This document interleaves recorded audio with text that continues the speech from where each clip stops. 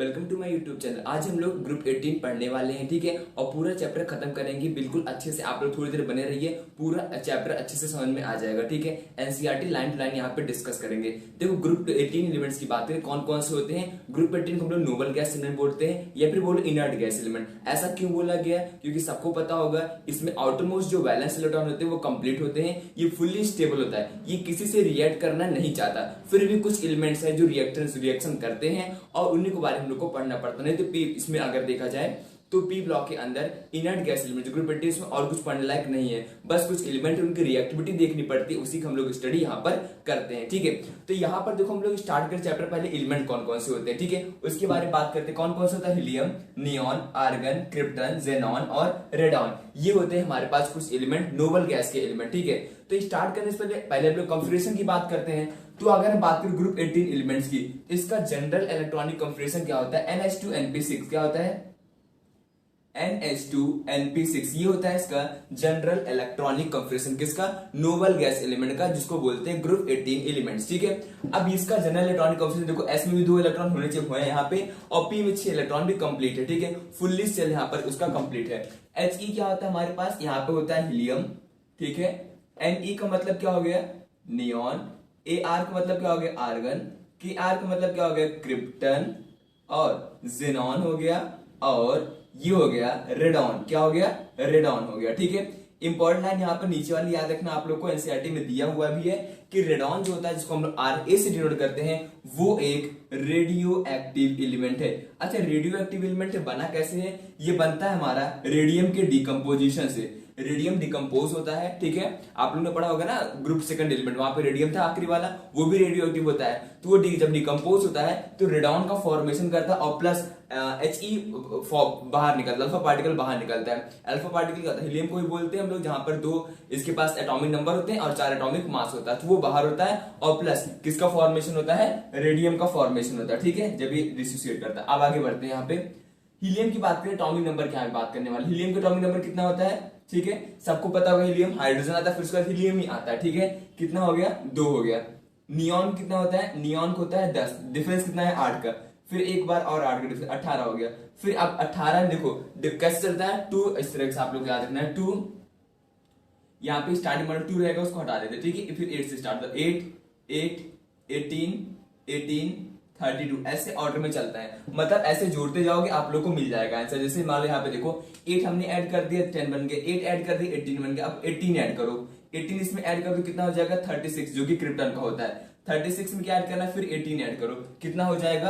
8 8 16 4 हो जाएगा और यहाँ पे हो जाएगा 54। अब 54 में फिर 32 ऐड करो, कितना हो जाएगा?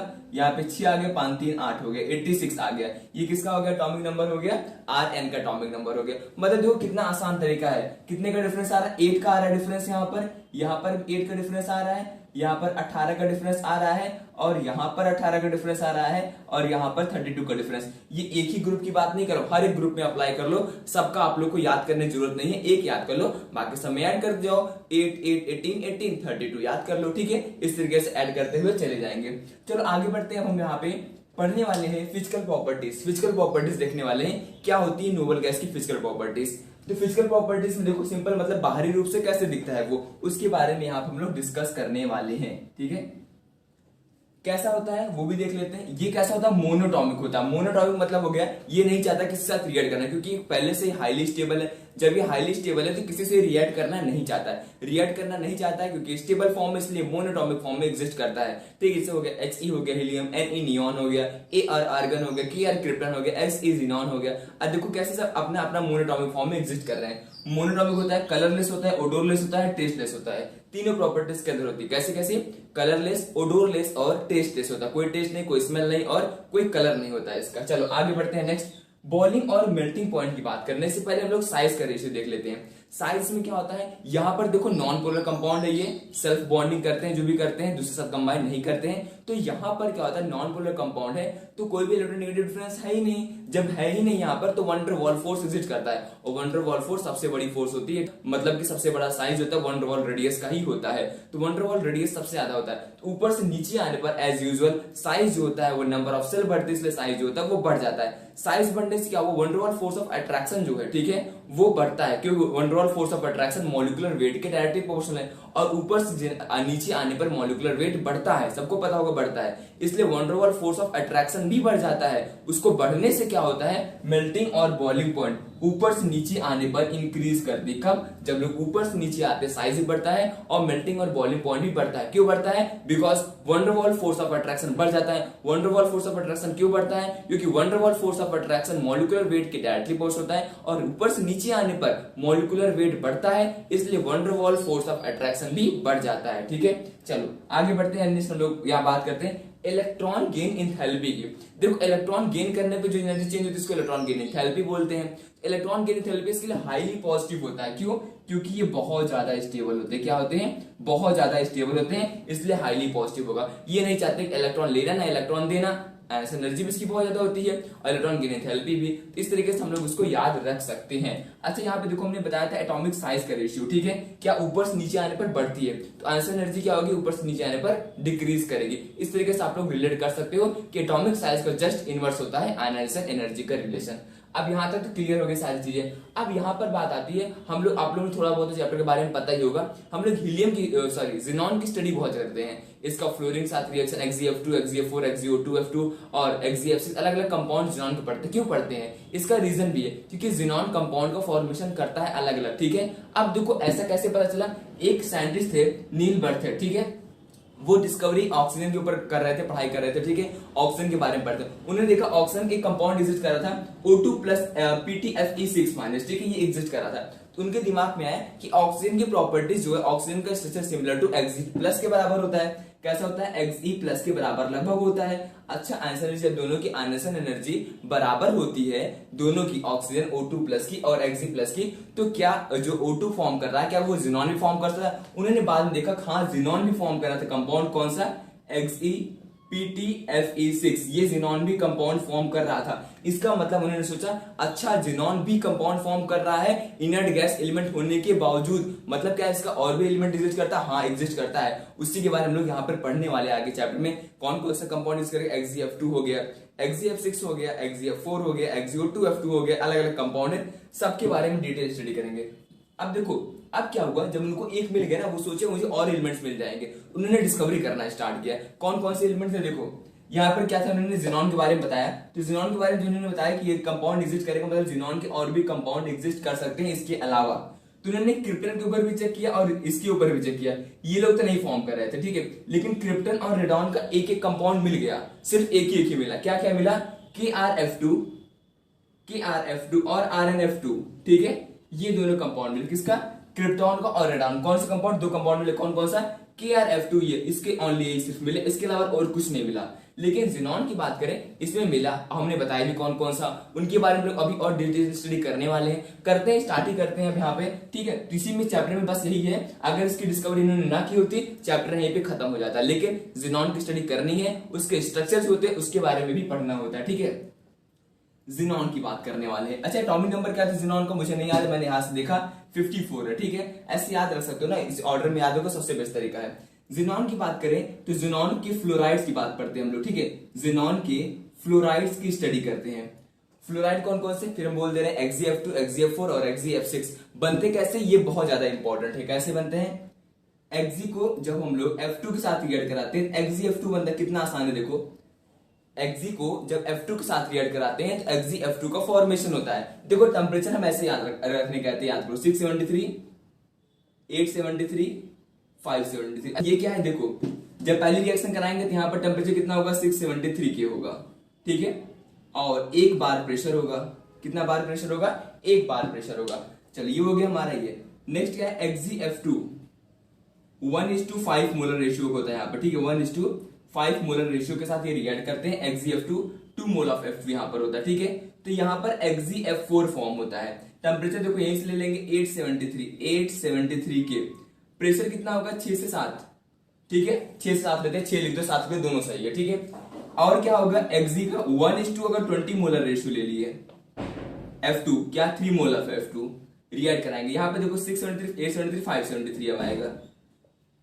प्रेशर कितना होगा 60 to 70 ATM प्रेशर। तो यहाँ पर क्या फॉर्म होगा XgF6 का फॉर्मेशन होगा।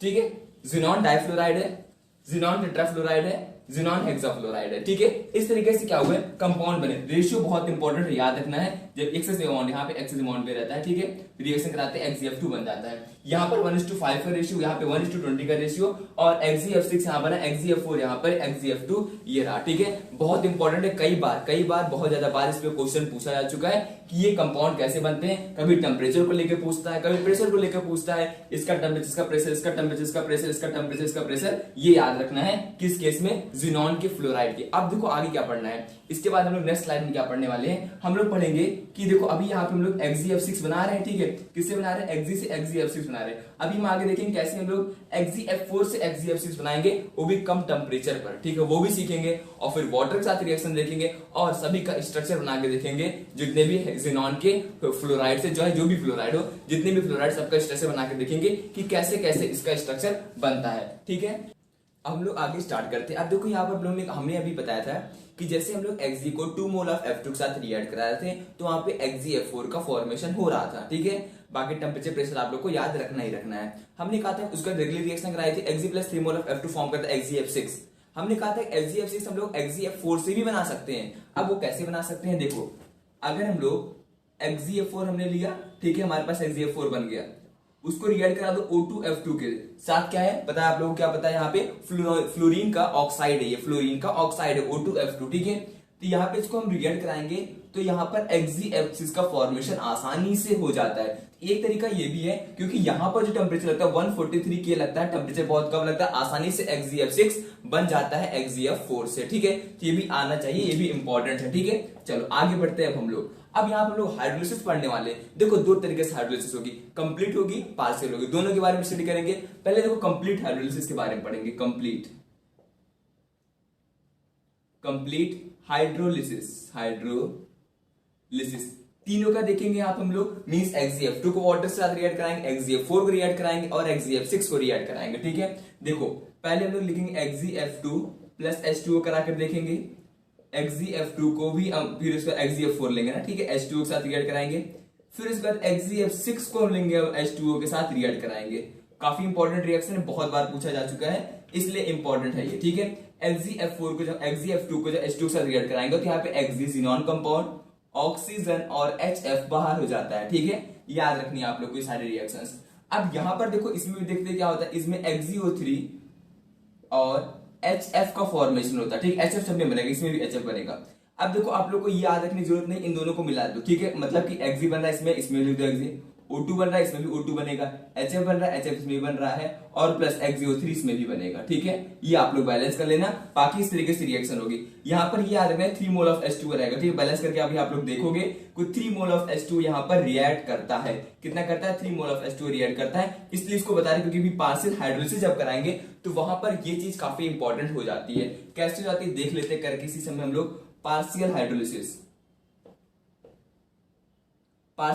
हम लोग देखो क्या करते हैं, यहां पर हम लोग ये हमारा जो XgF6 था, ठीक है ना, इसी की बात करते हैं XgF6 को। अब हम लोग रिएक्ट कराएंगे इससे। अभी हमने क्या किया, यहाँ पे 1 मोल ऑफ H2O के साथ रिएक्ट कराया। ठीक है, अब यहां पर हम लोग क्या करते हैं, 2 मोल ऑफ H2O के साथ रिएक्ट कराते हैं, तो यहां पर XgO2F2 का फॉर्मेशन होता है। किसका फॉर्मेशन होता है, XgO2F2 का फॉर्मेशन होता है। और जब इसी को हम लोग XgF6 को 1 मोल ऑफ H2O के साथ रिएक्ट कराते हैं, XgOF4 का फॉर्मेशन होता है। किसका फॉर्मेशन होता है, XgOF4 का फॉर्मेशन होता है। और जब हम लोग XgF6 को 2 मोल ऑफ H2O के साथ रिएक्ट कराते हैं, XgO2F2 का फॉर्मेशन होता है, और यहाँ पर XgOF4 का फॉर्मेशन होता है। बहुत इंपॉर्टेंट है, याद रखनी है ये रिएक्शन। ठीक है, यहाँ पे पार्शियल हाइड्रोलिसिस हो रहा है, ये तीनों है कंप्लीट हाइड्रोलिसिस का एग्जांपल। आप लोग को बैलेंस्ड फॉर्म में रिएक्शन याद रहेगी तो बहुत ही ज्यादा बेटर है, नहीं याद ऐसे याद रख लो, बाद में बैलेंस कर लेना। ठीक है, वैसे टाइम कम रहता है। अब आते हैं हम लोग स्ट्रक्चर पर। XgF2 हो गया, XgF4 हो गया, XgO2F2 सबका स्ट्रक्चर बात करेंगे। पहले हो गया हमारा XgF2 की बात कर रहे थे। XgF2 में देखो एक्सी होगा और यहाँ पर क्या हुआ, एक्सिनॉन के लोन पेयर बने हुए, ठीक इस तरीके से। तो कैसा स्ट्रक्चर देखो, ये लीनियर स्ट्रक्चर बना रहा है, ठीक है इस तरीके से बनता है। कैसे बन गया, ये लीनियर स्ट्रक्चर है जहां पर देखो ये 2 बॉन्ड पेयर हो गए, ये 3 लोन पेयर हो गए। तो कहने का मतलब क्या है, यहाँ पर sp3d हाइब्रिडाइजेशन है। क्वेश्चन में डायरेक्टली पूछते हैं कि sp3d हाइब्रिडाइजेशन कहां पर होगा, बताना पड़ेगा ना कहां पर होगा, इस तरीके से हम लोग बता सकते हैं वहां पर, ठीक है। सोचना कैसे इसके बारे में, देखो जिनॉन के पास 8 इलेक्ट्रॉन है, 2 फ्लोरीन ले लिए, बचा 6 इलेक्ट्रॉन, 6 इलेक्ट्रॉन बचा, 6 इलेक्ट्रॉन मतलब हो गया 3 लोन पेयर, 3 लोन पेयर यहाँ पे बच गए, मतलब यहाँ पे कितना लोन पेयर बनेगा, 3 लोन पेयर होगा। 2 फ्लोरीन ले लिया मतलब 2 बॉन्ड पेयर होगा, तो यहाँ पे बोल सकते हैं 3 लोन पेयर 2 बॉन्ड पेयर होगा। देखो लिखा है आगे, नहीं लिखा है, ऐसे आप लोग याद रख सकते हो, ठीक है। आगे आगे XgO3 की बात करें, XgO3 में क्या हो गया, जिनॉन के पास 8 हो गया, यहाँ पर ऑक्सीजन ने लिया 3 इलेक्ट्रॉन सॉरी डबल बॉन्ड आता है, 6 इलेक्ट्रॉन लिया, 6 इलेक्ट्रॉन ऑक्सीजन बचा, यहाँ पर 2 इलेक्ट्रॉन मतलब 1 लोन पेयर हो गया, और यहाँ पर कितने इलेक्ट्रॉन लिए, 3 इलेक्ट्रॉन मतलब 3 सिग्मा बॉन्ड हो गया, ठीक है। देखो लिखा ना, एक लोन पेयर हो गया, 3 सिग्मा बॉन्ड हो गया। कैसे देखो, एक यहाँ पे, एक यहाँ पे, एक यहाँ, 3 सिग्मा हो गया और 1 लोन पेयर यहाँ पर हो गया। ये हो गया pyramidal shape. Sigma plus lone pair क्या फॉर्म करते हैं, sigma plus lone pair hybridisation show करते हैं, मतलब कौन सा हो गया, sp3 हाइब्रिडेशन हो गया, ऐसे याद रख लो। शेप कैसा होगा, पिरामिडल शेप होगा, केमिकल बॉन्डिंग में पढ़ चुके हैं। आगे बढ़ते हैं, XgF4 की बात करें, XgF4 की बात करें, XgF4 स्क्वायर प्लैनर शेप का होता है। कैसा होता है, स्क्वायर प्लैनर। तो यहाँ पर देखो जिनॉन की बात करें, 8 इलेक्ट्रॉन है, 8 को फ्लोरीन ले लिया, ठीक है। 8 इलेक्ट्रॉन होते हैं, 4 फ्लोरीन ले लिया, बचे 4 इलेक्ट्रॉन। 4 इलेक्ट्रॉन कहने का मतलब क्या होगा, 2 लोन पेयर हो गया और 4 यहाँ पर हो गया बॉन्ड पेयर। बोलो समझ में आया, क्योंकि 4 बॉन्ड क्यों हो गया, क्योंकि फ्लोरीन ने 4 सिंगल बॉन्ड्स बना लिए, बचे 4 इलेक्ट्रॉन, 4 इलेक्ट्रॉन बोले तो 2 लोन पेयर हो गया, ठीक है। देखो इस तरीके से बनता है ऐसे। ये क्या हो गया, स्क्वायर प्लैनर शेप। कैसा हो गया, XgF4 का स्क्वायर प्लैनर। ये पेपर में क्वेश्चन आ चुका है, ठीक है। XgF4 का शेप आया था, कैसा होता है, स्क्वायर प्लैनर शेप का होता है, ठीक है। ये इसका शेप है, शेप याद रखना है। XgO3 का पिरामिडल शेप और XgF2 का कैसा होता है, लीनियर शेप। अब हम लोग आगे और भी शेप के डिस्कस करते हैं।